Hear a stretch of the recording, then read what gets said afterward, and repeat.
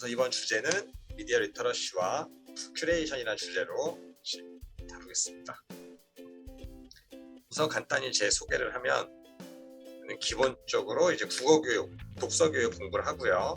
그리고 관련 컨텐츠를 계속 개발하고 있고, 이어서 문화 컨텐츠와 공부를 하고 이제 미디어 교육, 미디어 리터러시 교육까지 함께 하고 있습니다.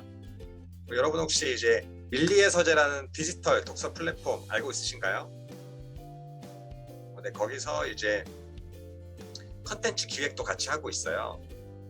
그래서 여러분이 책의 흐름, 그 책과 디지털 미디어의 관계 여러 면에서 같이 공부할 내용이 많이 있을 겁니다. 우선 제가 꾸준히 이제 책을 읽고 쓰고 있는데, 그 전자책이라고 요즘 나름 PDF로 만든 책이 하나의 장르처럼 이제 여러 플랫폼에서 활용이 되고 있거든요. 그래서 저도 이제 독서 토론 모임, 그리고 어른들 독해력 관련된 강의를 진행하면서 이제 교재 겸해서 PDF 책을 만들었는데, 여러분들에게 이제 메일로 보내드리도록 할게요. 그래서 수강 마지막에 이제 메일 주소 저 남겨주시면 제가 이제 강의 자료랑 함께 같이 미디어 교육 자료, 독서 토론 자료, 독해력 자료 같이 보내드리도록 하겠습니다. 지금 딱 봐도 바빠 보이세요. 지금 되게 분주하신데 강의는 살짝 이제 띄엄띄엄 들으셔도 제가 영상으로 기록하는 거랑 이 수업 자료, 교재 다 보내드릴 테니까 수시로 참고하시면 될 것 같습니다. 네. 그래서 오늘은 미디어 트렌드와 독서 리터러시, 그리고 여러분들이 미디어를 활용해서 여러 가지 독서 수업을 할 수 있도록 한 내용들을 공유할게요. 우선 개인에 대해서 생각하시는데 나는 개방적이다, 나는 보수적이다 하는 거 한번 확인을 할게요. 스스로 생각하셨을 때 내가 개방적이라고 생각하시는 분은 한번 손을 들어주세요. 내가 미디어에 개방적인 편이다. 나나 스스로 하는 거나 아니면 자녀 학생들 적용하는데 네. 여러분 손이 하나가 잠깐 올라왔다 내려간 것 같은데 나머지는 다 보수적이신가요? 네. 기본적으로 이제 보수적이시라고 생각을 하고 이제 진행을 해볼게요. 여러분이 걱정하시는 것만큼 유튜브는 책을 집어삼킬 것인가, 이런 화두가 실제 독서교육에서 계속 이루어지고 있어요. 제가 좋아하는 책 중에 하나인데, 이 책에는 이런 구절이 나와요. 우리 같은 디지털 이전의 생활도 접했던 낀 세대에게는 이 글의 세계에 속한 사람이라고 하거든요. 글의 세계에 속한 사람은 지금의 디지털 변동, 디지털 전환이 위기일 테지만, 문해력 위기에 책 안 읽는다, 글자를 못 읽는다, 위기일 테지만 전체적인 변화의 과정에서 본다면 위기가 아니라 하나의 흐름, 변동이 맞을 것이다. 그래서 우리가 과거에는 책도 나오기 전에는 모두가 머릿속에 외워서 말로 다 했죠. 그게 글로 넘어왔고 이제 이미지와 영상 시대로 이런 흐름을 가고 있는데, 이 흐름 내에서는 굉장히 자연스러운 변동일 수 있다 이야기를 합니다.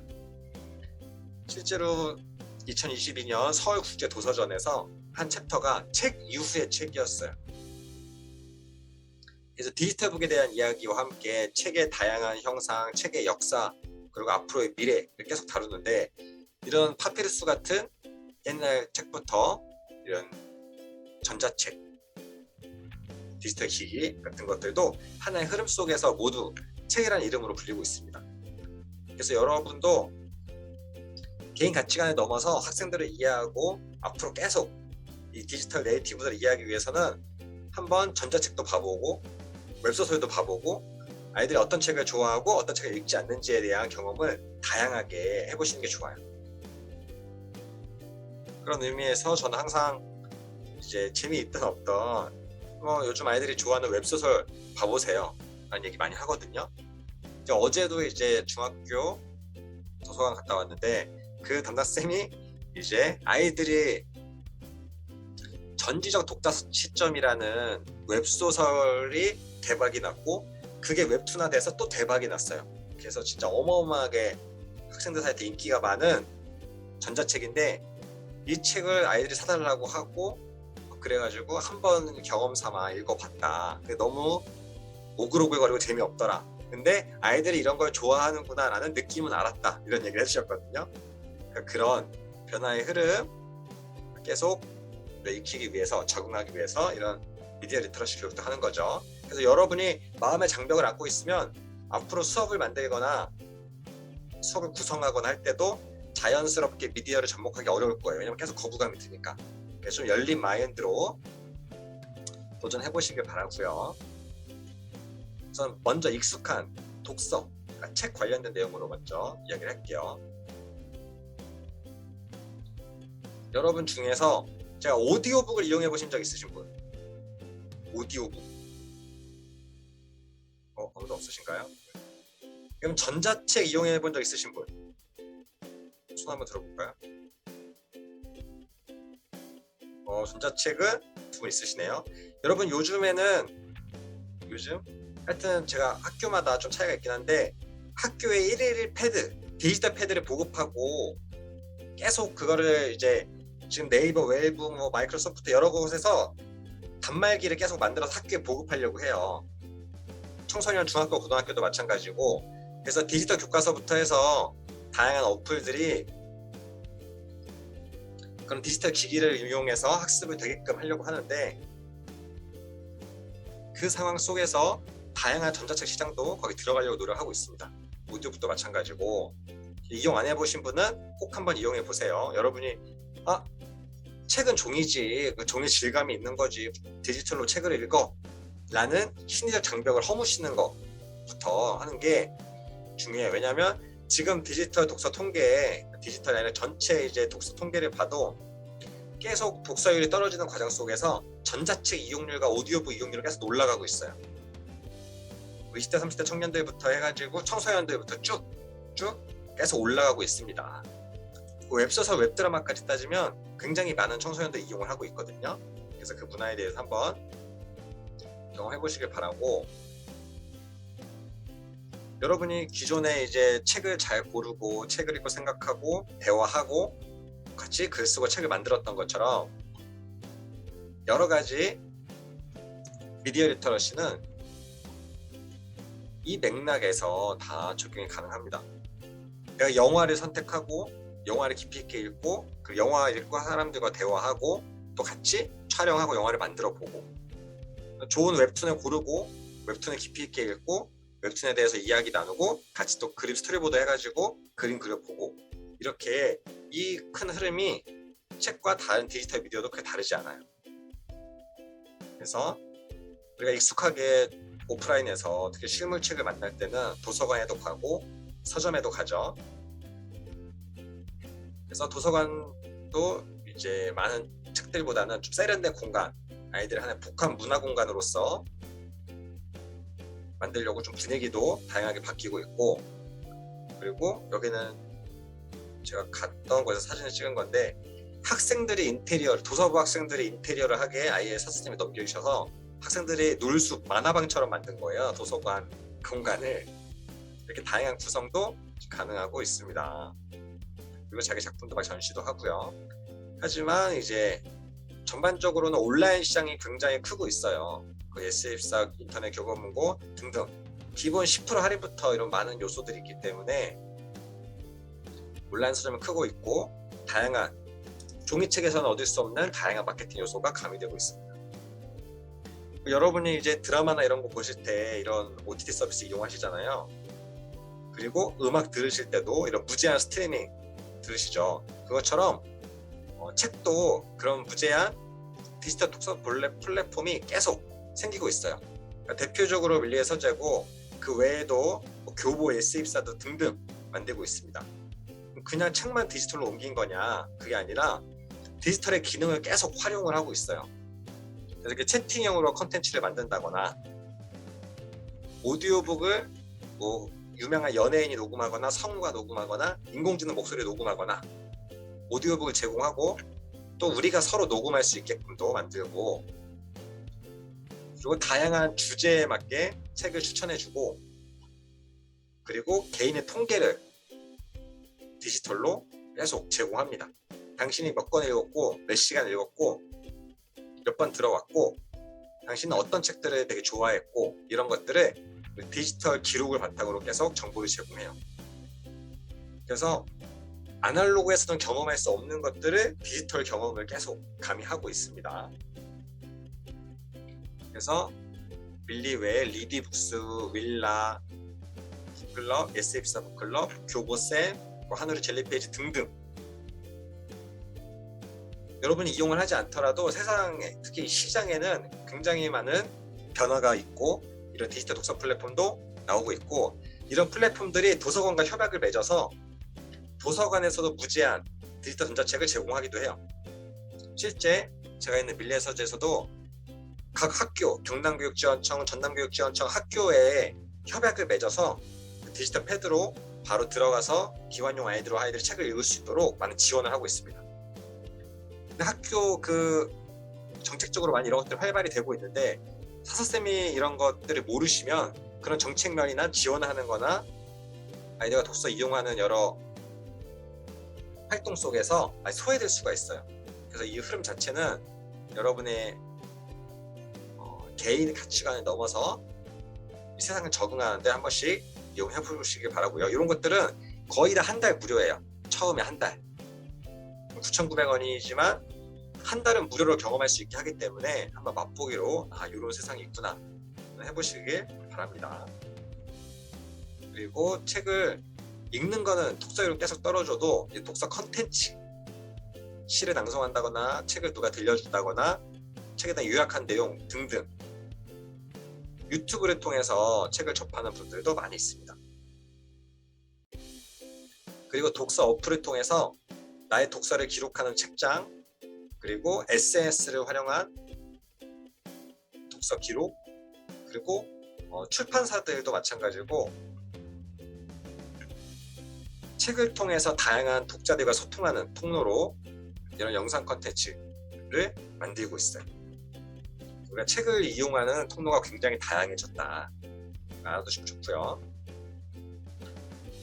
실제로 웹소설 시장이 굉장히 크고 있고, 웹소설을 기반으로 한 웹툰, 웹소설을 기반으로 한 드라마들이 굉장히 많이 만들어지고 있습니다. 그러니까 아이들의 진로 문제에서도 저 작가 될래요 라고 하면 웹소설 작가가 되고 싶다는 친구들도 꽤 있어요. 그리고 한 대학교는 국어국문학과를 웹문의학과로 개편하기도 했어요. 그래서 다양한 이용 플랫폼이, 웹소설만을 다루는데도 이렇게 많은 플랫폼들이 있습니다. 점점 시장이 커지고 있어요. 작가들의 수익도 많아지고 있고, 그래서 일반 아날로그 종이책 작가들도 웹소설로 많이 넘어오기도 했어요. 그리고 독서 모임이나 이런 것들도 줌 우리가 하는 것처럼 이렇게 많이 접하기도 해요. 그리고 이 인스타그램에서는 김영하 작가님이 항상 김영하 북클럽이라고 SNS에서 꾸준히 한 달에 한 번씩 만나서 그렇게 채팅창을 통해서 라이브로 방송을 하시기도 하고, 그리고 이렇게 목소리로만 독서 모임을 하기도 하고, 카카오톡 이런 데서 채팅 글로만 독서 모임을 하기도 합니다. 다양한 디지털 방식을 활용해서 독서 모임도 이루어지고 있고요. 그리고 이런 메타버스 버전의 독서 모임도 계속 변화하고 확장해 나가고 있어요. 이런 흐름을 알아두시면 좋고요. 학생들이 책을 쓰고 여러 번 책을 만들고 할 때도 꼭 출판사를 거치지 않고 독립 출판을 하거나, 아니면 이런 종이값, 그러니까 인쇄 비용을 최소화해서 바로 전자책으로 출간도 가능합니다. 그래서 우리는 미디어 자체에 대한 교육과 미디어를 활용한 교육, 그 두 개 나누어서 이제 볼 수 있는데, 오늘은 좀 미디어를 활용한 독서 교육에 대해서 알아보도록 할게요. 우선 미디어 리터러시의 개념을 보면 여러분에게 익숙한 이런 문화 콘텐츠적인 미디어가 있어요. 여기에 리터러시는 읽고 이제 쓴다 의 의미인데 점점 확장돼서 이해하고 표현한다 라고 볼 수 있어요. 이해하고 표현하는 내용이 옛날에는 글자 기호였다면 지금은 말하는 거, 그림 그리는 거, 또 그림을 보고 이해하는 거, 그리고 춤추고 연기하는 거, 뭐 소리를 많이 듣는 거, 노래를 부르는 거, 음악을 만드는 거, 그리고 기계어를 짜는 거, 코딩을 하고 컨텐츠, 뭐 어플을 만들고, 그리고 그 시스템을 이해하는 이런 많은 것들이 미디어가 더해져서 다양한 이해하고 표현하는 능력으로 이루어집니다. 그래서 좁게 말하는 것들은 뭐 뉴스 리터러시라고 해서 뉴스만 보거나, 유튜브 리터러시라고 해서 유튜브만 보거나, 게임 리터러시라고 해서 이렇게 하나의 영역만 접하기도 하는데, 오늘은 조금 미디어 리터러시라고 해서 넓은 영역을 같이 다루도록 할게요. 그래서 여러분이 딱 정의를 내린다면 미디어 리터러시는 미디어를 주체적으로 이해하고 창의적으로 표현하는 능력입니다. 그래서 어떻게 접근할지, 어떻게 비판적으로 이해할지, 어떻게 사회적으로 소통할지, 어떻게 창의적으로 표현할지 크게 4가지 요소를 고려할 수 있어요. 그래서 접근부터 보면 아이들은 기본 접근은 잘하죠. 그래서 중요한 거는 좀 목적에 맞게 검색해서 활용하는 거, 그리고 내가 미디어를 사용하는 것을 이제 너무 과몰입 되지 않고 조절하는 부분이에요. 그래서 디지털 문맹 이런 말도 있는데 이런 요소 계속 극복하려고 사회적으로 노력이 되고 있고요. 여러분 예능 중에서 오늘부터 입생이라는 예능이 있어요. 디지털 생활이 좀 어색하신 분들은 이걸 보시면 디지털 생활에 적응하는 뭐 이경규나 이런 분들 디지털에 익숙하지 않은 분들 적응하는 과정을 담고 있어서 미디어 접근 능력을 키우는 데 좋은 예능입니다. 알아두시면 좋고, 그리고 아이들과 함께하기 좋은 예능 그 유튜브 채널 소개해드리면 우선 교양만두랑 사물궁예는 꼭 이제 구독해두세요. 제가 자료집을 따로 드리기도 할 건데 이거는 과학이나 상식책, 역사책 같은 것들과 연결해서 같이 보기 좋은 컨텐츠가 많이 있어요. 실제로 교육부랑도 콜라보 많이 하고 5분 이내에 재미있게 효율적으로 지식을 전달해주는 컨텐츠가 많이 있어서 이 영상을 한번 보고, 그리고 우리가 관련된 책을 읽고 이렇게 연계된 수업을 하기 좋습니다. 그래서 여기 들어가셔서 리스트만 쭉 봐도 이런 책과 연결하면 좋겠는데, 이런 주제랑 연결하면 좋겠는데, 이런 학습 목표랑 연결하면 좋겠는데가 잘 보여요. 그래서 2 채널 추천하고요. 좀 과학적으로 깊이 있게 좀 알고 싶으신 분은, 관심 있으신 분은 과학 쿠키 채널 추천하고, 진로 문제는 요 워크맨의 다양한 아르바이트나 이런 것들이 담겨 있거든요. 그래서 여러분들이 어떤 주제를 정하고 그 주제에 맞는 도서, 그 영상을 연결할 때 이런 좋은 채널을 구독해두고 있으면 유익한 정보를 쉽게 활용할 수 있습니다. 그리고 예능 면에서도 차이나는 클라스, 금쪽 같은 내 새끼, 금쪽 같은 삼당속 뭐 요런 거에서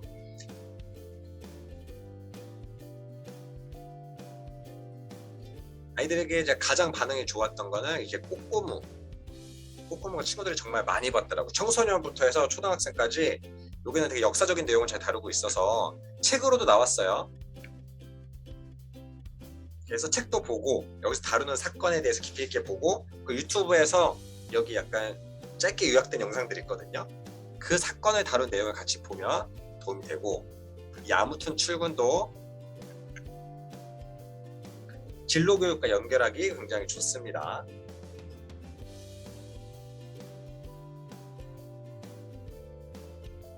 네, 여러분 이제 10분은 종료된다는 메시지가 왔는데 이제 딱 그때 잠깐 이제 쉬도록 할 겁니다. 10분 동안 이제 맞춰서 하고 쉬는 시간 갖는 걸로 할게요.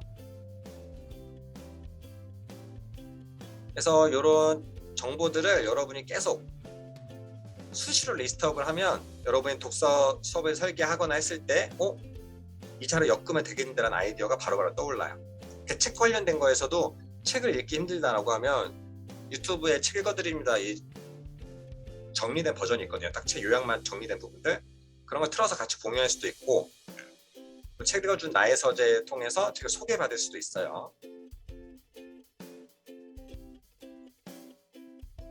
대신 여러분이 이제 아이들에게 나쁜 컨텐츠에 대한 인식 분별할 수 있게 도와줄 때는 노란 딱지의 개념, 성인용 컨텐츠, 부적절한 용어, 증오성 컨텐츠 이런 기준을 통해서 꾸준히 유튜브 컨텐츠 가이드라인이 잡혀 있다 이런 내용도 알고 있으시면 좋고요. 우선 중독 면에서도 제가 항상 아이들에게도 너희들의 건강을 같이 고려해서 미디어 생활을 해라 라는 말을 하거든요. 그래서 항상 내 목이 뻐근하거나 손이 뻐근하거나 눈이 아프거나 이랬을 때 그 자체가 내가 잠깐 쉬라는 거구나, 스마트폰이다 이런 것도 내려놓고 잠깐 쉬어야겠다 생각을 가질 수 있도록 중독에 대한 교육을 취해주고, 꼭 기본적으로 내가 해야 될 건 하고 나서, 그리고 나서 게임이던 이제 유튜브 영상 시청이던 웹툰을 보던 그런 것들 할 수 있는 그런 조절 능력을 키워주는 게 중요합니다. 그리고 아이들 음악 듣거나 이랬을 때 귀가 너무 아프지 않도록 볼륨 조절을 잘하는 걸 굉장히 중요하게 꼭 교육을 해주셔야 돼요. 여러분도 마찬가지고 실제 청소년들이 지금 소음성 난청으로 고생을 굉장히 많이 합니다. 인강이든 수업이든 막 웅웅 들리고 바로바로 이해가 안 돼요. 그렇게 이제 성인이 되어서도 말귀를 못 알아먹는다, 소통이 안 된다 이런 걸로 고생을 되게 많이 합니다. 그러니까 요즘 블루투스 이어폰 같은 건 거의 하루 종일 듣고 다니잖아요. 그랬을 때 내 청각에 대한 내용도 뭐 인지해야 되고, 그리고 이런 아이들 바람직한 이용 습관, 눈 건강을 지키는 요령. 저는 굉장히 이제 눈이 좋습니다. 이거는 이제 알이 없는 안경이에요. 뚜쁘게 보이려고 쓴 거고, 저는 1.2, 1.5 계속 나오거든요. 그래서 뭐 블루라이트 차단, 뭐 다크 모드, 그리고 항상 눈높이에 맞춰서 거리를 두고 스마트폰이나 디지털기 이용한다거나 굉장히 습관에 신경을 많이 써요. 눈이 소중하기 때문에. 그래서 그런 접근 교육도 같이 해줄 수가 있습니다. 결국 건강 문제랑 이슈랑 엮어서 스마트폰 조절, 중독 교육도 같이 진행이 되고요. 그리고 내 손목 건강이나 손가락 관절, 이런 한번 보세요. 여러분도 크게 생각지 못했을 때 여러분의 손목이 약간 저린다거나 손가락이 파인다거나 나도 모르게 이게 스마트폰 이용하다가 몸이 상할 수가 있습니다. 이런 것도 잘 챙기시길 바래요. 그리고 다음은 비판적 이해 능력입니다. 여러분은 진짜 수업하기는 이 부분이 되게 많으실 거예요. 그래서 실제로 보여주는 이상의 내용, 그리고 우리가 모든 미디어의 모든 것들이 진실이 아니기 때문에 그것을 의심하고 판단해야 된다. 그래서 가짜뉴스 팩트체크 이런 내용을 수업 때 많이 이제 활용하시기도 하고요. 그리고 미디어의 이제 산업적 동기, 광고 모델, 그리고 알고리즘 같은 미디어 자체에 대한 이해로 아이들의 바른 습관을 잡아주는 것도 중요합니다. 우선 이거 한번 볼게요. 여러분, 자, 광고 사이트나 이런 거 다 자료집을 알려드릴 건데, 이렇게 영상 광고든 그림 광고든 이런 거 같이 보고 의미를 파악하는 연습을 계속 하는 게 굉장히 중요합니다. 글자를 보고 이해하는 문해력만큼이나 이미지를 보고 이해하는 비주얼 리터러시도 굉장히 중요한 요소예요. 그래서 지금 여러분 지금 한 장의 광고를 보고 이 광고에서 전달하는 메시지가 무엇인지 채팅창에 한번 쳐주세요.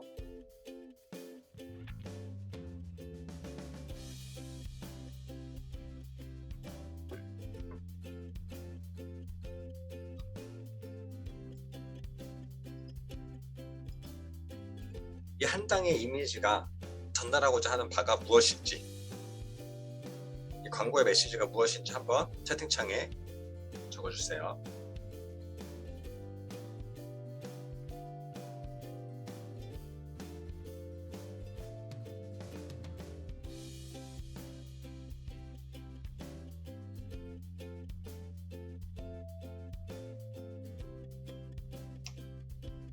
여러분들이 이런 능력에 익숙해져야지 여러분들 수업 도구로도 활용하고 수업 자료로도 활용하고 자유롭게 독서 지도하는데 엮을 수가 있습니다.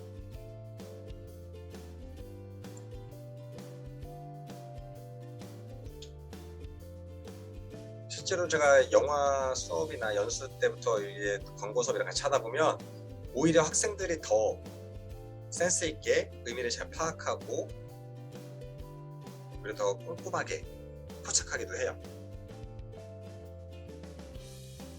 여러분들도 노력해서 또 훈련할 수 있는 능력이기도 합니다. 여러분 많이 바쁘셔서 참여 안 하시는 것 같은데 여러분 참여 안 하시면 여러분 실력도 안 늘고 여러분이 수업을 못 해요. 제가 다 알려드리고 다 자료 드릴 수 있지만 그러면 수업 한두 번 하다 끝납니다. 제가 몇 년 동안 지금 사서분들이랑 교사분들 연수를 하고 있는데 일회성으로 여러분이 활용하면 여러분 것이 안 돼서 활용을 못 하시더라고요. 결국 하던 수업만 하게 돼요.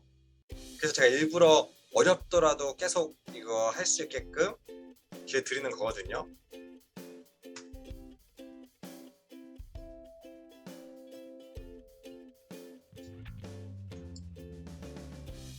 그래서 지금 2분 남았는데 다 이어고 하고 쉴게요.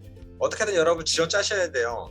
아이들한테 책 못 읽는다고 하는 거랑 여러분이 이미지 못 읽는 거랑 똑같은 거예요. 이 디지털 리터러시의 세계에서는 오히려 이미지나 영상을 보고 메시지를 해독하지 못하면 그게 더 일상생활에 지장이 있기도 합니다.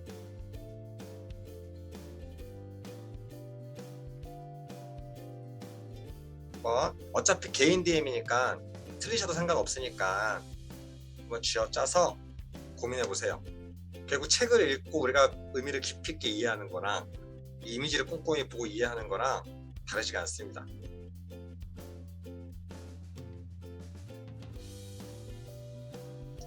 딱 1분 남았을 때 같이 진행하도록 하겠습니다.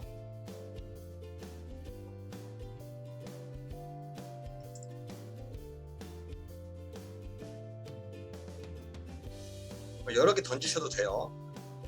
여러분 이게 지금 디지털 리터러시, 미디어 리터러시 능력을 지금 기르고 있는 훈련 과정이에요. 딱 이제 10초 남았습니다. 10초 뒤에 같이 한번 볼게요.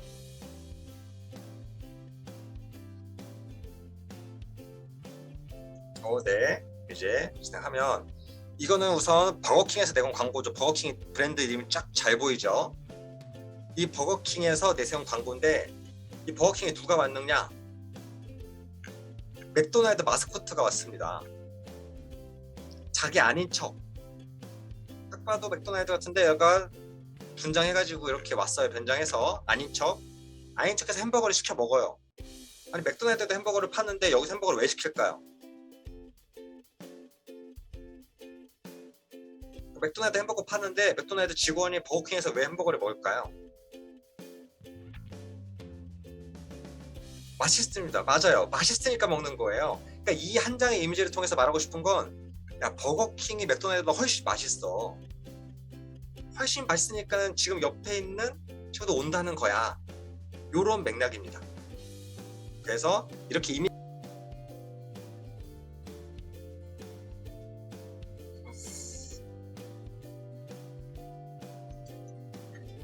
비판적 이해 능력 시작하도록 하겠습니다.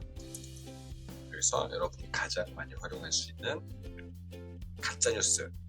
그래서 모든 미디어는 진실 그 자체가 아니라 구성된 것이다. 이 이해를 바탕으로 학습을 진행할 수 있고요. 그리고 항상 미디어는 광고를 기반한 돈, 자본의 논리, 산업적 동기로 이루어진다.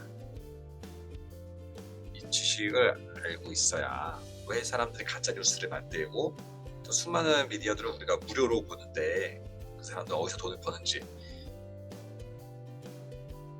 이거 근본적인 내용을 알 수 있고요. 다음은 우리가 영상 필체라고 하는 영상 자체를 읽고 그 파헤치 의미를 파악하고 그리고 그 기반이 되는 이제 알고리즘 이런 미디어 자체에 대한 특성과 언어를 파악하고 그것을 비판적으로 접근할 수 있는 사고가 챕터에서 중요합니다. 우선 같이 한번 실습해 볼게요. 이것도 한 장의 광고입니다. 대충 보면은 그냥 그러려니 하고 넘어가요. 근데 자세히 보면 이 광고는 굉장히 재밌는 광고예요. 이것만 틀어줬을 때 어떤 아이들은 웃어요. 그건 이해했다는 뜻이거든요. 어떤 친구들은 그냥 멍하니 있어요. 무슨 의미인지 모른다. 자세히 보면 이 광고는 버거킹에서 만든 광고입니다. 이 버거킹에 누가 놀러 왔냐? 맥도날드 친구가 놀러 왔어요. 왜 놀러 왔는가? 햄버거를 사 먹으러 왔죠. 아니 근데 맥도날드 친구가 맥도날드 햄버거를 먹으면 되지. 왜 버거킹이 와서 햄버거를 먹을까요? 버거킹이 더 맛있기 때문입니다. 살짝 민망한 건 아닌지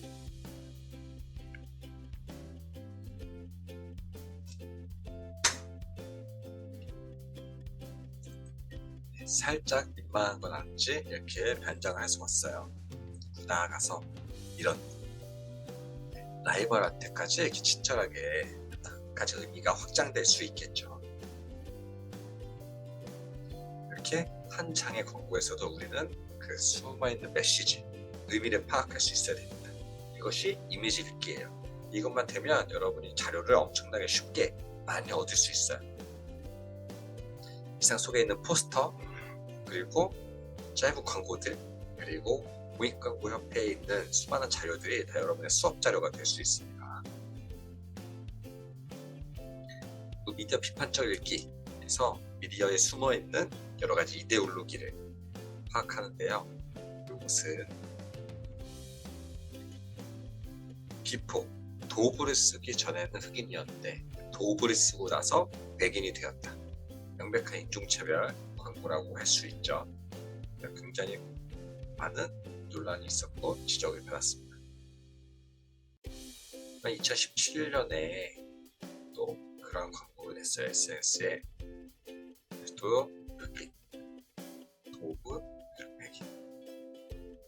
그래서 이번에도 큰 논란이 있었고 또 사과를 했어요. 이 정도 되면은 그 아이 감수성 문제를 넘어서 노이즈 마케팅이다 싶기도 하죠. 이 광고도 굉장히 많은 지적을 받고 비판을 받고 또 사과하고 내렸습니다.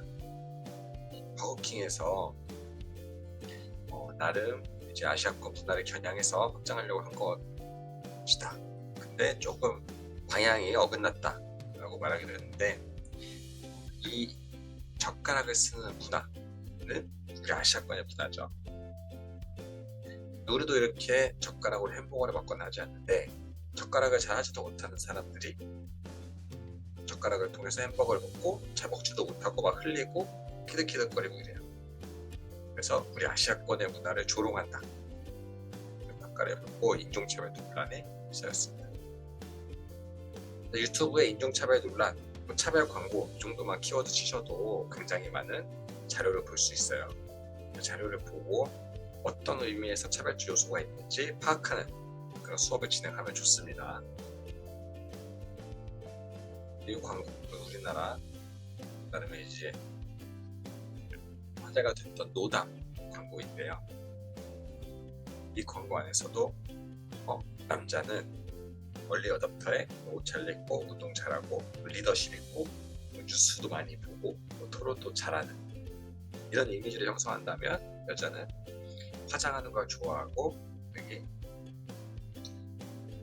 예쁨, 꾸미는 것에 관심이 많은 그런 기부서가 돼요. 또 영상 광고에서도 뷰티 유튜버와 같은 캐릭터로 나와서 여성의 그리고 남성의 이 성 역할 고정관념을 강화시킨다. 아니 공익광고가 이래도 되는가? 라고 또 비판을 받기도 했습니다. 그래서 이렇게 키워드에 남녀차별 광고, 그래서 여기 광고 김교수 저 구독해놓고 자주 자료를 참고하는데요. 여기 남성편, 여성편 이런 것들 같이 비교해서 보시면 수업 자체도 의미가 있습니다. 그리고 여기 코바코 한국방송진흥공사에서 재밌는 광고들 같은 것도 많이 있어요. 그 의미 있는 광고들이기 때문에 것들을 활용하시고, 실제 인쇄하거나 뭐 판매할 때는 유료로 사야 되는데 여러분 수업 때 활용하시는 거는 아무 지장이 없습니다. 예를 들면 우리 아이들은 프로그램이 아닙니다. 컴퓨터 기계화처럼 해놓고 오전 7시 기상, 등교, 학교, 수학학원, 영어학원, 이 알고리즘, 컴퓨터 기계 알고리즘 짜듯이 이렇게 짜야지 삶을 산다, 이런 걸 비판하는 거죠. 그리고 오른쪽 보시면 사랑스러운 커플 이곳에 잠들다. 보면 이 두 분의 생년월일도 있고, 전동 킥보드 위에 십자가 이렇게 있습니다. 이게 어떤 의미일까요? 친구들 보면은 전동 킥보드에 제대로 헬멧도 안 쓰고 2명이서 껴서 타고 이러거든요. 그래서 보시면 전동 킥보드 이용 시 다양한 사고 위험이 높다. 그리고 정원 초과라고 표현되어 있는데, 결국 풀에서 재밌게 둘이 타다가 둘 다 사고가 났다, 이런 것들이 이렇게 심플하게 표현했습니다.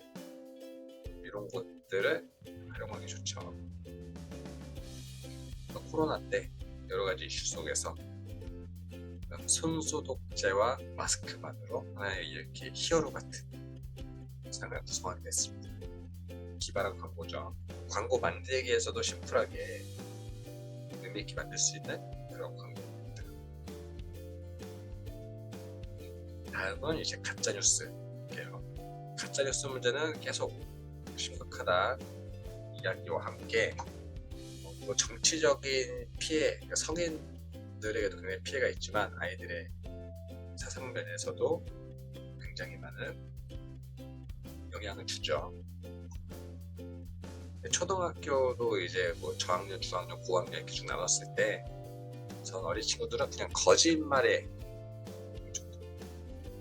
깊이 있게 정치 뉴스 막 이렇게 활동하기보다는 상수 거짓말에 대한 정도, 그리고 좀 학년이 올라가서 스스로 미디어 생활했을 때 유튜브 많이 보기 때문에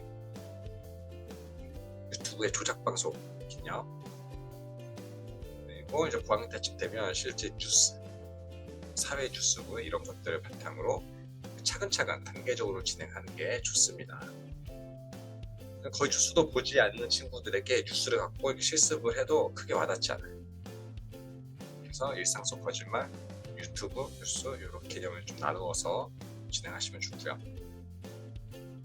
저학년은 이런 그림책 활용할 수 있는 것들이 많이 있고, 그리고 유튜브 조작 방송 이런 것들은 그때그때 검색하시면 나름 트렌디한 사례들을 사용하기 좋아요. 왜냐하면 시간이 한 1년만 지나도 좀 올드하게 느낄 사람들이 있기 때문에 기본 사례를 바탕으로 계속 활용하실 수 있고, 그리고 뉴스 같은 경우도 여러분이 직접 팩트 체크를 다 하는 건 좀 힘들 수 있어요. 그래서 YT, 연합뉴스랑 JTBC 이런 데서는 아예 팩트 체크 코너가 있거든요. 책도 나와 있어요. 그런 것들을 좀 활용하시면 부담은 될 수 있고, 그리고 언론진흥재단, SNNU 팩트체크 이 사이트에 나온 정보를 가져다 쓸 수도 있습니다. 자료는 굉장히 많거든요. 여러분 잘 활용하는 방법만 익히시면 돼요. 우선 예시로 보여드리면 가짜뉴스 그림책,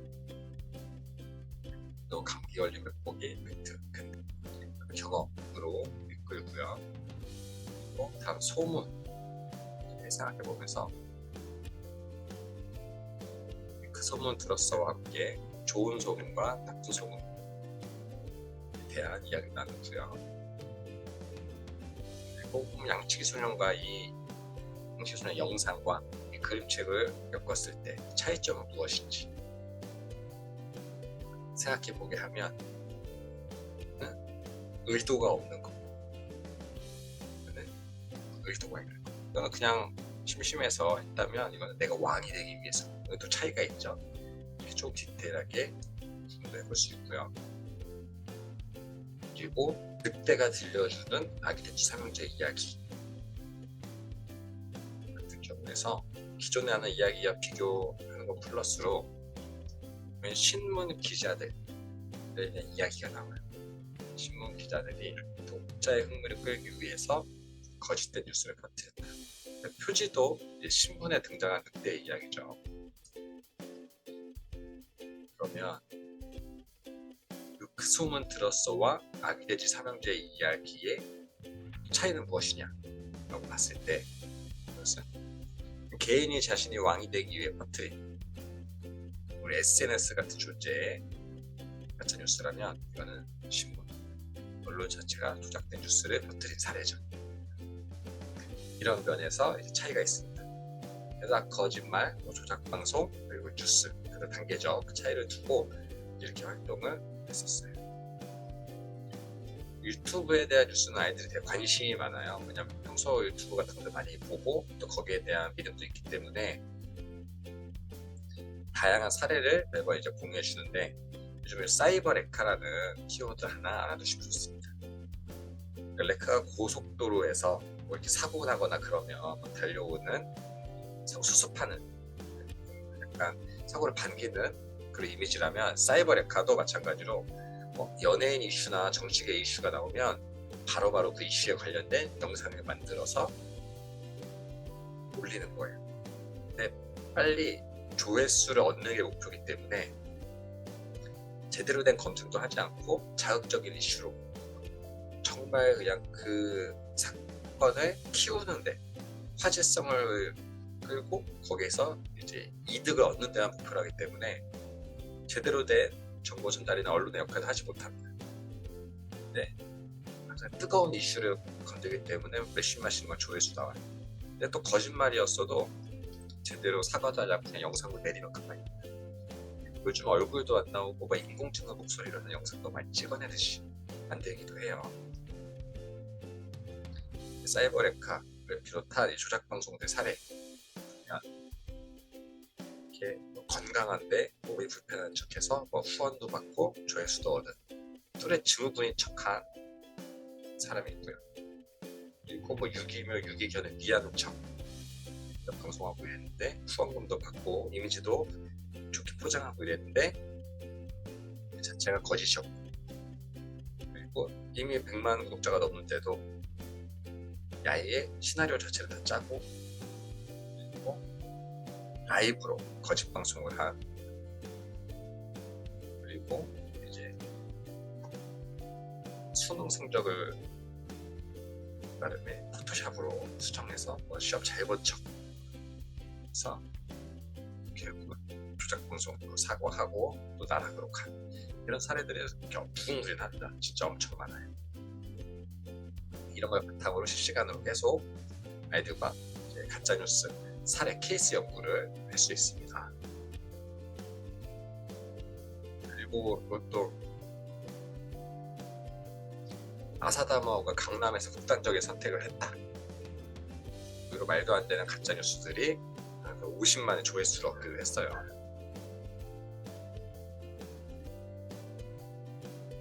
뉴스를 볼 때 사실과 의견 나누어서 깊이 있게 파헤치기도 하는데, 또 이게 사실과 거짓이 바로 나뉘지 않고 약간 뉘앙스, 논조의 차이, 해석의 여지가 있는 경우도 많습니다. 그래서 팩트체크는 중학교, 고등학교 가서도 계속 어려운 문제로 남기도 해요. 여러분이 초등학교 수준에서의 팩트체크도 아이들 잘 체크해서 하시는 게 좋고요. 그런 면에서 강력 추천하는 뉴스레터 2개. 우선은 뉴닛, 이거는 뉴스를 좀 쉽게 편하게 볼 수 있도록 큐레이션해줘서 여러분 메일 주소로 보내주는 겁니다.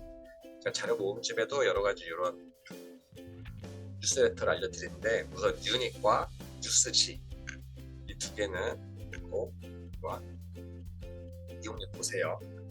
지금은 무료로 여러 메일로 뉴스를 받을 수 있는 정기 구독 서비스입니다. 강력 추천드리고요. 이 내용을 바탕으로 수업 아이디어를 얻고 아이들과 수업 자료를 만들 수 있습니다. 그리고 혼자서 처음 시작하기 힘드실 때는 이 한국언론진흥재단의 이포미라는 곳에 선생님들의 수업 지도안을 공유하는 곳을 찾을 수 있어요. 여기서 선생님들의 활동지 같은 것들을 다운받아서 활용하실 수 있습니다. 나름 이런 집단지성을 활용할 수 있고요. 그리고 조금 깊이 있게 팩트체크를 하고 싶을 때는 이 서울대학교 언론정보연구소, 여기 영역별로 이렇게 주제별로 이렇게 있거든요. 여기에 맞춰서 요즘 이런 이유가 논란이 되고 있구나, 이런 걸 확인해서 바로 와야겠다, 깊이 있게 갈 수도 있습니다. 이 부분은 이제 넘어가고요.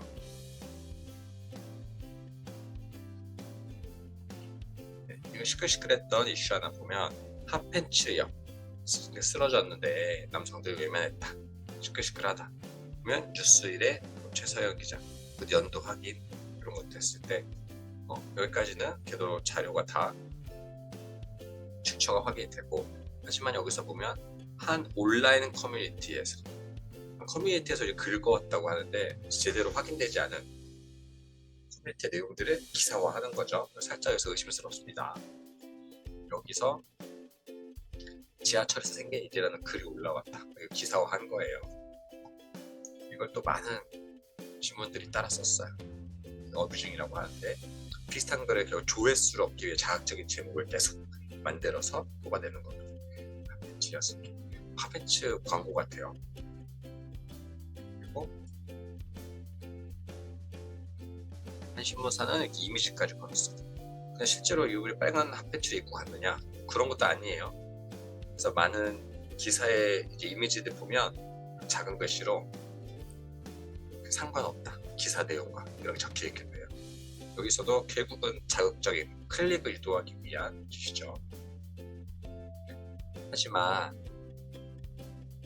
팩트체크해보니 그 보도는 가짜다, 남녀 가리지 않고 모두가 도와줬다, 무슨 가짜뉴스다, 팩트체크 기사가 나왔어. 취재 없이 남녀 갈등을 부추긴 핫팬츠 보도라는 또 괜찮은 기사가 나왔는데, 결국 혐오와 비난을 부추기고 사회 갈등을 유발하고 있는 그런 기사. 그러니까 언론이 오히려 갈등을 이제 부추긴다라는 지적을 받습니다. 왜 그러냐면, 한참 남녀 갈등 심할 때, 지금도 심하지만 펜스루부터 해서 여러 가지 미투 사건들 막 시끌시끌하고 이랬을 때, 그냥 이런 주제만 한번 건드리면 댓글도 막 이렇게 많이 달리고 조회수도 많이 나오고 이러니까, 그래서 커뮤니티에 있는 글을 막 갖다 쓴 거죠. 그래서 그때 처음 이런 기자를 쓴 분이 나름 이제 이 사건에 대해서 이야기를 했었는데, 자신은 서울 메트로에서 확인을 하려고 했는데 확인이 안 됐다. 확인이 안 됐으면 기사로 쓰면 안 되죠. 확인 안 됐어도 기사거리가 될 것 같으니까 우선 내고 보는 거예요. 이런 문제가 계속 일어나고 있어서 신문 기자들, 그러니까 우리가 이렇게 안 좋은 말을 별명 지어서 부르기도 합니다. 신뢰도가 굉장히 낮은 상황이죠. 오늘 한번 여러분과 퀴즈 해볼게요. 베트남이 전 세계에서 라면을 가장 즐긴다. 많이. 투페이스트라는 전에 가짜뉴스 예능이 있었어요. 몇 년 전인데 그 뉴스에서 다루었고 실제로 검색하면 나오는 기사입니다. 이거 기사. 그래서 이렇게 했을 때 비판적 사고를 하면은 가장 많이 즐기는 게 전체 그 국가 인구, 전체 총량을 말하는 건지, 아니면 인구당 1인당 몇 개 먹는 걸 말하는 건지, 우선은 통계 마법속에서 그 사고가 한번 들어가야 돼. 똘똘한 친구 꼭 물어봐요. 전체가 많이 먹는 거예요? 아니면 한 명당 많이 먹는 거예요? 이런 것들. 그러니까 전체가 많이 먹으면 중국이 그냥 거의 압도적으로 상에 뜨입니다. 인구가 워낙 많아서. 그래서 여기서는 1인당으로 하는데, 여기서도 보면 뉴스는 가짜뉴스라고 해요. 그래서 부동의 1위는 한국이다. 그래서 이거는 2020년대 나온 뉴스인데, 여기서는 베트남은 56번을 먹고 그래서 1등이다 여러모로 얘기하고 2017년 세계 라면협회 통계를 보니까 2017년에 한국이 1등, 베트남이 2등이었어요. 2019년 2년마다 하는데 통계에서는 한국은 75개, 베트남은 57개. 그래서 1등과 3등 격차가 있죠. 그런데 2022년에 다음 통계가 나왔는데 여기서 2년마다 하니까 2017, 2019, 2021년 세계 라면협회 통계에 따르면 베트남이 1등을 했습니다. 그러니까 저 뉴스는 그 당시에는 가짜였는데 지금은 진짜가 된 거예요. 신기하죠? 그래서 항상 이런 과학적인 사회적인 뉴스에서는 최신 기사를 더 쳐줍니다. 최신 데이터를 바탕으로 한 거. 그래서 이거는 제가 몇 년 전부터 이제 라면이라는 소재가 아직도 좋아하고 사람들 관심이 많고 뭐 정치적 이슈도 안 붙어서 자주 활용했는데 매번 가짜뉴스라고 교육하다가 얼마 전부터는 가짜뉴스였다가 진짜 뉴스가 된 사례로 이야기하기도 해요. 의미 있죠. 그래도 여러분은 이런 구별법을 바탕으로 꼭 아이들과 실습을 해보시는 게 수업에 좋습니다. 우선 출처를 확인하고 우리가 아까 했던 것처럼 신문사 어디야? 기자 어느 분이야? 그리고 연도 체크 같은 교조 출처를 확인하고 그리고 이 주제를 다룬 다른 기사가 있는지 비교하고 크로스 체크하고 그리고 아니 왜 이런 기사를 썼을까? 누가 이익을 얻을까? 이런 고민을 같이 하는 거예요. 이걸 통해서 실질적으로 계속 실습해보는 겁니다.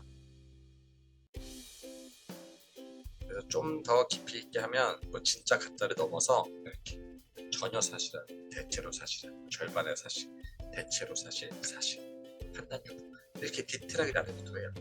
그만큼 묘한 해석되어지 뉘앙스도 있어서 사실 이게 쉽지 않은 겁니다.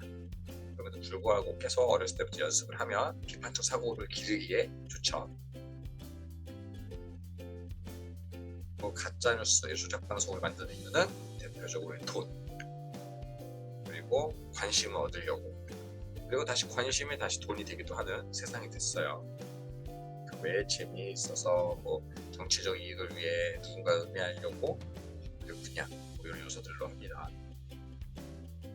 다음 알고리즘. 여러분에게 지금은 너무 당연한 뭐 도서 추천, 뭐 넷플릭스 영화 추천, 여러분 유튜브 영상 추천 같은 알고리즘에 대한 내용인데 아이들에게 너무 익숙한 알고리즘이 결국 이런 원리로 이루어진다. 디지털 발자국 원리로 이루어진다는 것을 알아두면 좋습니다. 내가 검색했던 것들을 바탕으로 다음 영상이나 내용 추천이 되고 광고 추천도 되고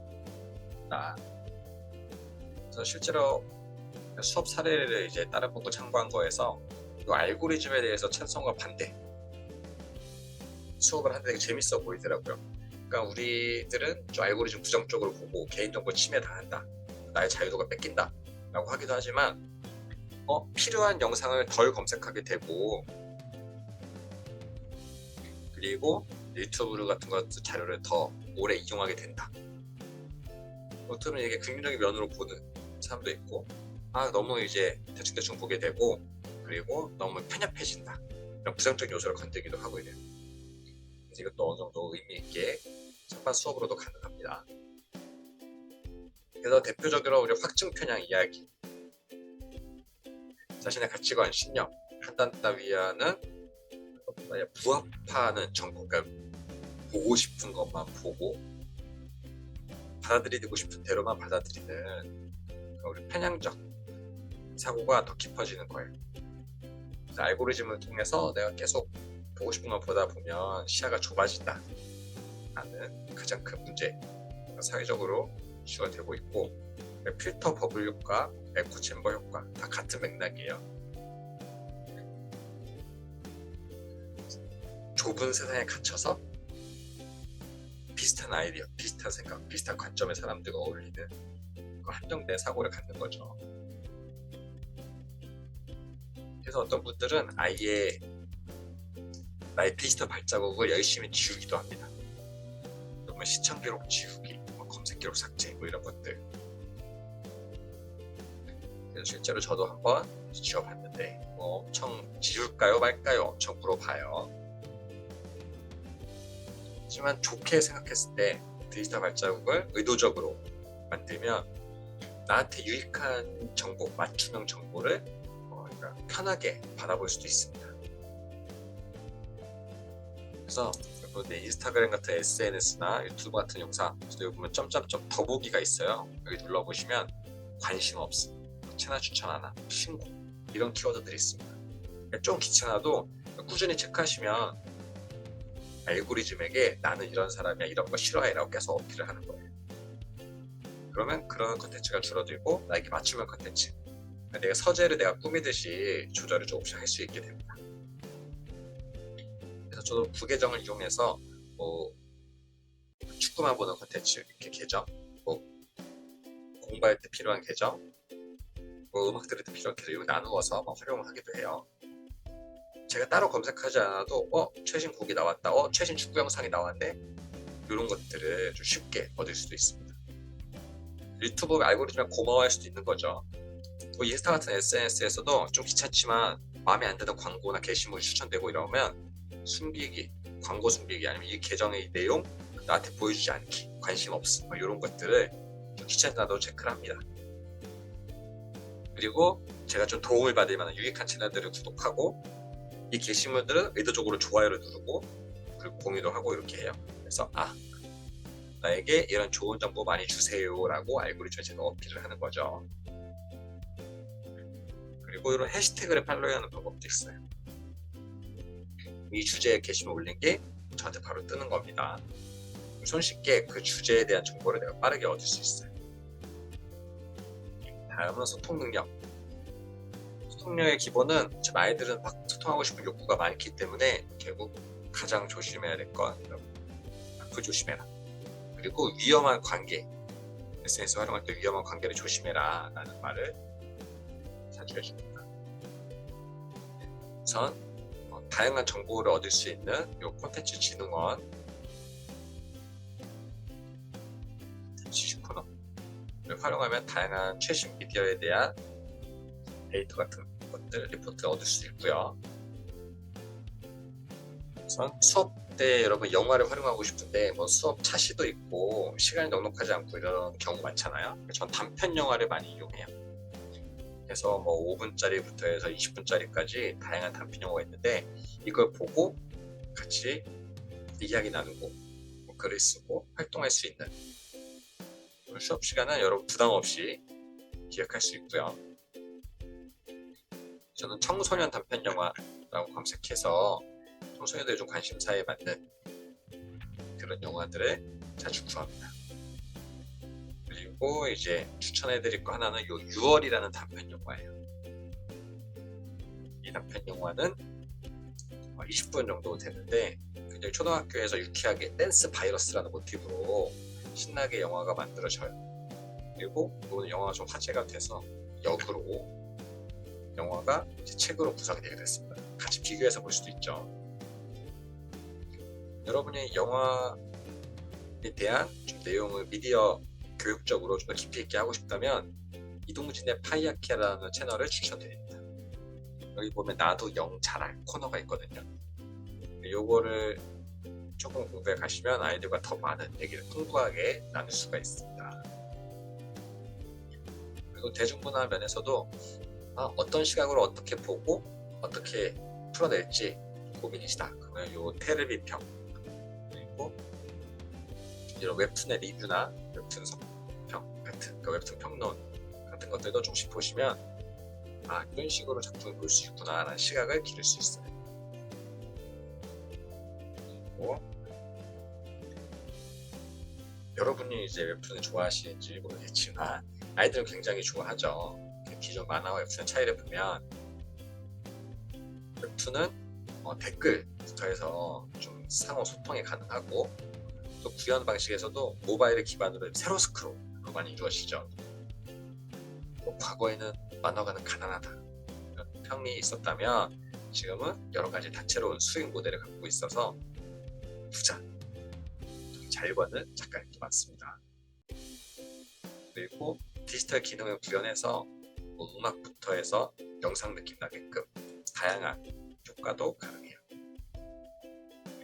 우선 추천드리는 웹툰 작품 데이빗, 철학적인 내용을 담고 있어요. 사람은 무엇으로 정의하는가? 이것은 사람인가? 사람이 아닌가? 돼지가 똑똑해지고 말을 잘하고 책도 읽고 하면 사람처럼 같이 어울릴 수 있는가? 이런 내용을 귀여운 돼지 그림과 함께 계속 고민해 볼 수가 있습니다. 이거는 그렇게 길지 않은 이야기라서 2편으로 완결이 되거든요. 함께 읽고 깊이 있게 나눌 수도 있고, 그리고 단편집들 있어요. 네이버 웹툰의 단편집들 보면 길지 않은 이야기들 같이 그냥 한 화면에 보고 스크롤 내리면서 봐도 되는 그런 짧은 단편들이기 때문에 같이 그 웹툰을 보고 이야기 나눌 수 있어요. 단편 영화, 단편 웹툰 이런 것들 활용해서 수업하시면 바로바로 써먹을 수 있습니다. 그리고 다음 댓글. 여러분 댓글을 그냥 선풀 운동까지 가지 않더라도 여러분 악플다면 다른 사람에게 상처를 주고 고발까지 당할 수 있다. 심각성에 계속 알려줄 필요가 있어요. 지금은 연예계 기사나 스포츠 기사나 아예 댓글을 막아놨어요. 너무 많은 문제들이 생겨서 심각성을 이제 알아야 합니다. 더 이상 그냥 하나의 매너 정도로만 치부하면 안 되고 진짜 법적 문제까지 많이 따라오기 때문에 아이들한테도 꼭 그 부분을 알려줘야 돼요. 그리고 온라인 커뮤니티, SNS에서 굉장히 많은 혐오 표현 같은 것들을 접하거든요. 일상과의 항상 선을 분명히 하고 문화가 이렇게 퍼지지 않도록 잘 관리해줘야 됩니다. 그리고 아까 말씀드린 SNS에서도 굉장히 많은 기능들이 계속 업데이트되고 있어요. 그래서 요즘은 좋아요랑 좋아요 이런 거 숨기기 기능도 가능합니다. 그러니까 아이들이 너무 이제 SNS에 목매다는 게 누가 내 거 좋아요 눌렀나? 내가 올리면은 인기가 많을 수 있나? 이런 것들 스트레스 받을 때 그런 것들을 대비해서 숨기기 기능 좀 쿨하게 내가 올리고 싶은 거 올리는 거지 이런 다른 사람의 시선 신경을 좀 덜 쓴다 라는 의미에서 숨기기 기능도 활용할 수 있어요. 다음은 이제 창의적 표현 능력입니다. 우선 중요한 거는 계속 우리는 소비자가 되는 것이 아니라 생산자도 될 수 있다. 누구나 크리에이터가 될 수 있다. 생각이 기반이에요. 창의적 인재 하나 모티브라서 최근 미디어 교육에서 굉장히 강조되고 있습니다. 그러기 위해서 나름의 디지털 제작 방법, 촬영과 편집 이런 것들 조금 알아두면 좋죠. 그래서 영상을 구성하거나 할 때 카메라 촬영도 하고 영상 편집도 하고 구도도 잡고 그리고 어떻게 찍을지 스토리보드, 시나리오 같은 것도 구성하고 배경음악도 넣고 이런 요소들 골고루 같이 알아보고 단계에 맞게 만들 수 있어요. 그래서 어떤 역할을 할지 캐스팅도 하고 어떻게 연기할지 같이 고민하고 감독으로서 지도도 하고 그리고 교실에서 찍을지 운동장에서 찍을지 뒤에 숲에서 찍을지 이런 장소도 고르고 그리고 나랑 의상이랑 준비해서 연기도 하고 이런 문제들을 종합적으로 같이 볼 수 있는데 아이들도 은근히 촬영하는 거 되게 재밌어 하기 때문에 스마트폰만 있어도 어느 정도의 퀄리티의 촬영이 가능합니다. 우리가 안 써서 그렇지 스마트폰 카메라 기능 점점 좋아지고 있고 다양한 어플부터 해서 이제 기능들이 많이 있거든요. 그런 거 활용해서 이렇게 촬영을 또 하고 이런 사물에 대해서 콘텐츠화 시키는 그런 작업도 많이 진행합니다. 그리고 직접 하기 힘든 이런 컴퓨터 그래픽 이런 것들은 간접적으로 여러분 유튜브에서 찾아볼 수 있어요. 저는 이제 아이들이 마블 영화 좋아하기 때문에 어벤져스 엔드게임의 이제 CG 어떤 것들이 CG고 어떤 것 실제 촬영 어떻게 하는지 이런 요소들 찾아서 같이 봅니다. 그러면 애들이 저거 다 거짓말이네요 막 이렇게 말하기도 해요. 그래서 그런 미디어의 흐름도 같이 알아볼 수 있고요. 이 서치라는 영화는 촬영을 13일밖에 안 했는데 편집만 1년 6개월 했어요. 모든 게 화면 스크린으로 이루어지기 때문에 스크린 라이프 기법이라고 하는데 그만큼 편집 요소가 중요하다. 이 내용도 알아볼 수 있습니다.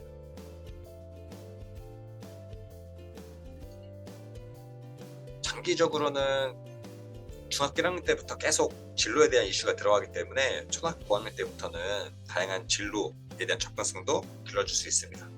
그러니까 아이들이 좋아하는 것이 직업이 될 수도 있고 좀 더 깊이 있게 알아볼 수 있다. 그런 열린 방향성을 계속 안내해 주는 것이 중요해요. 그런 면에서 저는 아무튼 출근이라는 예능을 굉장히 강력 추천합니다. 그러니까 여러분이 어느 정도의 길을 알고 있어야지 새카만 완전 밤길보다는 조금이라도 빛이 있으면 거기에서 접근하기 좋은 것처럼 여러분들이 새로운 직업이나 이런 거 미디어 직업에 대해서 아무것도 모르면 여러분이 이끌어주거나 거의 방향성 있게 대화를 이끌어갈 수도 없어요. 그래서 꼭 아무튼 출근에 다양한 직업들 부분만 찾아보셔도 돼요. 관심 있는 것만 꼭 보시면 여러분이 아는 만큼 보인다고 아이들이 최신에 이런 책이 나왔고 이런 방향성이 있을 수 있구나. 열린 태도로 미디어 교육을 임할 수 있습니다. 그래서 아까 이제 아무튼 지금은 TV 예능이라면 유튜브에서도 다양한 직업에 대한 브이로그나 직업자에 대한 이야기들이 많이 나와요. 애니메이션 어떻게 만들지? 웹툰 어떻게 만들지? 유튜브 어떻게 되는 거지? 이런 요소들 여러분이 아시면 좋은데 잘 모르시면 그냥 그때그때 검색해서 아이들이랑 같이 보고 대화 나누면 돼요. 초등학생도 웹툰 작가가 될 수 있다. 그리고 이모티콘 같은 걸 만들어서 실제로 수익을 올리는 초등학생도 있습니다. 웹툰에서도 제가 이제 청소년이긴 한데 게임을 하기만 하다가 한번 게임 내가 만들어 볼까? 라고 해서 실제로 코딩을 짜고 모델링을 했다. 되게 재밌더라. 라는 나름의 댓글을 보고 반가워서 캡처했는데 그게 가능한 건 요즘에는 이런 개발 툴들이 무료로 많이 나와 있어요. 다운만 받으면 돼요. 방법만 알고 그러면 기본적인 것들을 계속 독학할 수 있는 자기주도 학습이 가능한 시대입니다. 그래서 제가 초등학생 수업하다가도 물어보면은 자기 유튜브 채널이 있거나 자기 로블록스에서 게임 만들었던 경험이 있는 친구들이 있어요. 그래서 장기적으로 청소년으로서 계속 이런 가벼운 소비자 이상의 마인드로 내가 개발할 수 있고 만들 수 있다. 거기 하나의 이바지 직업이 될 수 있다. 이런 것을 계속 시야를 넓게 갖도록 이끌어주는 게 중요합니다. 그리고 SNS 같은 것도 그냥 재밌게 즐기는 것 이상으로 하나의 마케팅이 될 수 있고 나를 알릴 수 있고 내가 어떤 분야의 전문가가 될 수 있다. 이런 흐름도 항상 저는 열려줍니다. 이게 그냥 재미로만 하는 게 아니라 이걸로 뭔가 할 수 있구나. 유튜브로도 공부도 할 수 있고 경험도 쌓을 수 있고 직업도 될 수 있구나. 이런 흐름을 계속 알려주는 거예요. 항상 내가 관심 있는 것들을 쌓고 그것을 바탕으로 포트폴리오를 만들고 나를 브랜딩한다. 여러분도 마찬가지인데 꾸준히 SNS 속에서 나의 전문성을 보여줄 수 있다. 저만 해도 한 블로그만 10년 넘게 했는데 블로그를 통해서 꾸준히 이것저것 기록을 했고 기록한 내용을 바탕으로 책을 쓰게 되고 많은 사람들을 만나서 강의도 진행하고 있습니다. 저도 일반 회사원이었는데 블로그가 저도 성장의 동력이 됐기 때문에 항상 이런 SNS를 긍정적으로 잘 활용하는 것에 대해서 추천을 많이 해요. 특히 작가가 되고 싶거나 그런 친구들은 나의 그림이나 글 같은 거를 꾸준히 오픈해서 쌓아라 라는 이야기를 많이 해줍니다. 저는 인스타에도 계속 리뷰를 남기고 그림 그리는 거 좋아하는 친구는 계속 그림 그려서 그 생각을 SNS에 남기고 그리고 영화 보는 거 좋아하는 친구는 영화 보고 그 리뷰를 계속 차곡차곡 쌓고 이런 식으로 항상 미디어를 보고 기록해서 나만의 컨텐츠를 만드는 연습을 하는 거죠. 여러분이 하기 좋은 이제 이벤트성 활동으로는 북페이스 챌린지가 있습니다. 또 SNS를 활용해서 많이 하는데 이렇게 책 표지의 얼굴로 담아서 북페이스 책이 얼굴이다. 그래서 표지와 함께 이렇게 매칭시켜서 찍고 이제 그다음에 SNS나 카페에 이렇게 올리고 공유하고 이런 식의 활동 재밌게 하더라고요. 그리고 여러분의 수업 기획 플러스 아이들의 컨텐츠 기획. 그래서 이 기획까지만 해도 그 의미가 있어요. 꼭 같이 제작하고 편집하는 것이 아니더라도 그것 좀 시간도 많이 잡아먹고 좀 부담스럽잖아요. 그래서 기획까지만 해도 괜찮습니다. 수업의 컨셉을 정하고 그리고 대상을 정하고 과정을 정하고 거기에 맞게 실현 가능한 안에 짜는 거예요. 그래서 이렇게 광고나 이런 것들 보고 분석하는 거, 이건 어떤 기획으로 탄생한 것인가, 역으로 분석도 가능하고, 여러분이 수업을 짤 때도 어떤 수업 컨셉으로 짤 것인가, 그리고 누굴 대상으로 할 것인가, 이 컨텐츠 대상에 맞는가, 그리고 어떤 과정으로 진행할 것인가, 그리고 그냥 구체적으로 이 차시 동안에 어떤 미디어로 어떤 수업을 할 수 있을지에 대한 고민 이렇게 할 수 있고, 컨텐츠를 기획 아이디어가 함께 한다라고 했을 때 무슨 컨텐츠 만들고 싶어? 어떤 채널 만들고 싶어? 그 컨텐츠를 누가 봤으면 좋겠니? 그럼 어떤 방식으로 컨텐츠를 만들 수 있을까? 구체적인 계획까지 이렇게 짜보면 의미가 있습니다. 아이들에게도 항상 나중에 이제 더 시간이 생기면 만들더라도 한정된 시간 내에서 고민하는 것만으로도 의미가 있어요.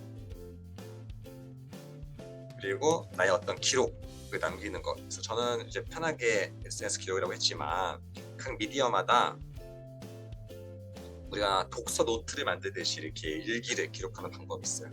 그래서 한국언론진흥재단에서는 뉴스 일기를 굉장히 밀고 있어요. 뉴스를 보고 거기서 내가 새로 알게 된 거, 모르는 어휘, 감상 이런 것도 정리하는 거예요. 그래서 게임 리뷰, 음악 리뷰 등등 항상 컨텐츠를 내가 소비하고 거기다 흔적을 남기는 거죠. 그래서 기록의 힘은 좋았던 점, 아쉬웠던 점, 인상 깊은 점, 핵심 메시지 이런 것들 꾸준히 노트 하나 만들어서 미디어 노트 하나 만들어서 계속 기록할 수도 있겠죠. 저도 이런 학습지 같은 활동지를 계속 이제 몇 차씩 수업 때는 활용을 하기도 합니다. 여러분 스토리보드 만들기도 직접 촬영하고 이렇게 연기하고 이런 건 쉽지 않지만 가볍게 스토리보드 그리는 건 할 수 있거든요. 그래서 이렇게 이런 형식으로 장면 순서, 그에 대한 설명, 대사, 그리고 효과음 같은 거. 그래서 이런 양식으로 활동지 하나 뽑아서 같이 그림 그리면서 나름의 연출 구도를 잡고 이런 것 자체가 다 공부가 돼요. 그리고 여러분의 강력 추천해드리는 채널은 충북 교육 인터넷 방송 행복CTV입니다. 들어가 보시고 여기서 다양한 분들이 음악, 콘티 작업, 메타버스 등등의 사진 동아리 등등 미디어 수업한 사례를 계속 공유를 하고 있어요.